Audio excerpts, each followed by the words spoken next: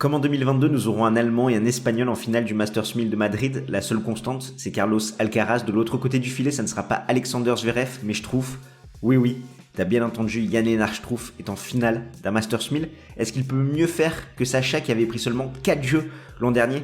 J'en doute. Et spoiler alerte, je ne vois pas Carlos Alcaraz perdre cette finale. Par contre, je vais te donner quelques éléments tactiques que Jan-Lennard Struff pourrait mettre en place pour perturber le jeune espagnol. Je t'en dis pas plus, on se retrouve après le jingle.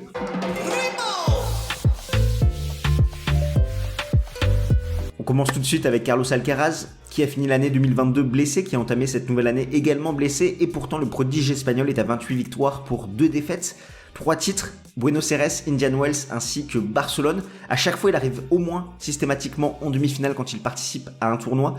Ses deux seuls bourreaux cette année, c'est Cameron Norrie à Rio ainsi que Yannick Sinner à Miami. Le pire dans tout ça, tu sais ce que c'est? C'est qu'il n'a pas encore atteint son meilleur niveau sur terre battue. Par intermittence, il arrive à déployer un très bon niveau, notamment lors de sa finale à Barcelone contre Stefanos Tsitsipas. Mais sinon, il y a un peu des zones de turbulence dans certains de ses matchs. Ça te dit la marge de manœuvre qu'a le bonhomme actuellement. Pour celui-ci en finale, il est venu à bout de Roussoufouri, Dimitrov, Zverev, Kachanov ainsi que Borna Coric. Il a concédé un seul set, c'était contre le Finlandais lors de son premier tour et il a passé en tout 8h46 sur les cours. Et tout n'a pas été rose à Madrid pour Carlos Alcaraz, malmené d'entrée contre Roussoufouri où le Finlandais a mené 6-2, 3-2 et où Alcaraz a dû sauver 5 balles de break qui auraient pu faire la différence pour Emile, avec un Finlandais qui a mis en place exactement la même tactique que Yannick Sinner, frappé extrêmement fort des deux côtés pour trouver un maximum de profondeur, de longueur, faire reculer Carlos Alcaraz pour l'empêcher de mettre en place son service plus sain et surtout de dicter les échanges avec son coup droit. Et c'est exactement ce qu'a mis en place Roussoufouri, comme l'avait fait Yannick Sinner d'ailleurs à Miami. Et petit à petit, on a un Carlos Alcaraz qui va prendre un petit peu les devants, qui va monter un peu plus au filet, qui va réussir à faire la différence, à trouver plus de profondeur dans ses frappes, à museler un petit peu son adversaire. Et après, le Finlandais va totalement cafouiller. Au second tour, on a Grigor Dimitrov qui va mener 4-2 dans le deuxième set. Ensuite, contre Alexander Zverev, on a annoncé un match popcorn. Vraiment, l'Allemand est totalement passé à côté de son match. Niveau coup droit, c'était abyssal. Et c'est impossible pour lui de faire la différence sans son coup droit. On a vu un Carlos Alcaraz vraiment orienter le jeu, que ce soit avec son service ou également dans l'échange sur le coup droit de la perche allemande.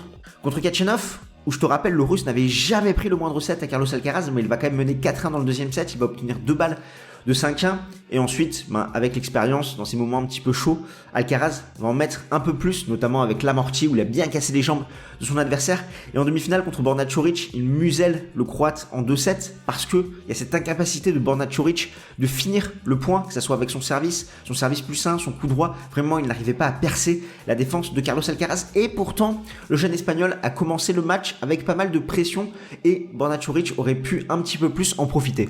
On a un Carlos Alcaraz qui est très en forme côté coup droit, également au service, 27 aces, 66% de première balle, 75% de réussite derrière et 62% sur sa seconde balle. Alcaraz, c'est 10 titres pour 13 finales disputées en Masters 1000, c'est un 3 sur 3. Il visera un 4e titre dans cette catégorie de tournoi et surtout, il espère faire le doublé à Madrid, sachant qu'il est tenant du titre. Il pourrait se rapprocher à seulement 5 points de Novak Djokovic s'il venait à s'imposer au classement et c'est important pour avoir cette tête de série numéro 1 à Roland Garros.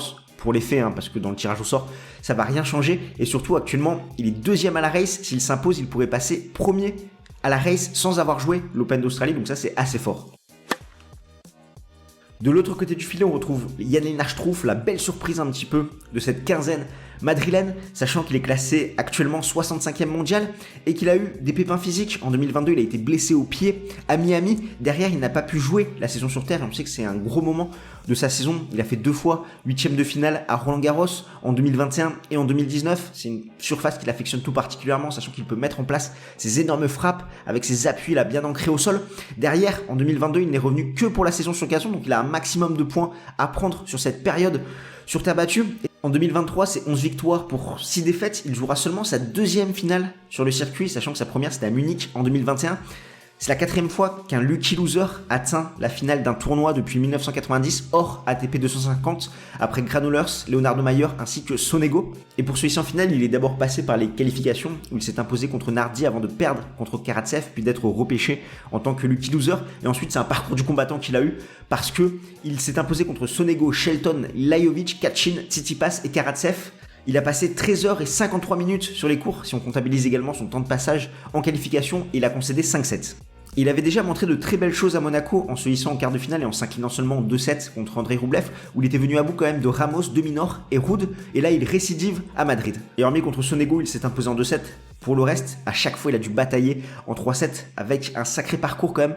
Ben Shelton, même s'il fait ses premiers pas sur terre battue dans ses conditions en altitude, avec son service de gaucher, c'est très compliqué à maîtriser. Lajovic, qui était en chaleur avec son titre à Banja Luka, certes, derrière, il arrivait un petit peu sur les rotules, mais il avait la confiance avec lui. Pedro Cachin, qui adore ses conditions en altitude, finaliste au Challenger de Madrid dans ces mêmes conditions, donc il avait de très bonnes références. Stefanos Tsitsipas aussi, qui cherchait un petit peu plus de confiance, où c'est très compliqué, notamment côté revers avec cette balle qui vole un peu plus. On a vu vraiment le meilleur match de Jan Lennart Struff de sa semaine, parce qu'il a su mettre en place un plan de jeu très agressif, notamment enfermer son adversaire sur son côté revers. Il a eu pas mal de moments chauds où il a dû sauver des balles de break avec des énormes services volés, des grosses premières. Franchement, c'est son meilleur match. Et ensuite, sa revanche contre Karatsev, où le Russe a accusé un petit peu le coup. Physiquement, malgré une très bonne entame, ça a été compliqué par la suite. Et il y a des choses qui a été irréprochable au service, au niveau de ses pourcentages de première balle, du nombre d'aces, également plus de 60% de services non retournés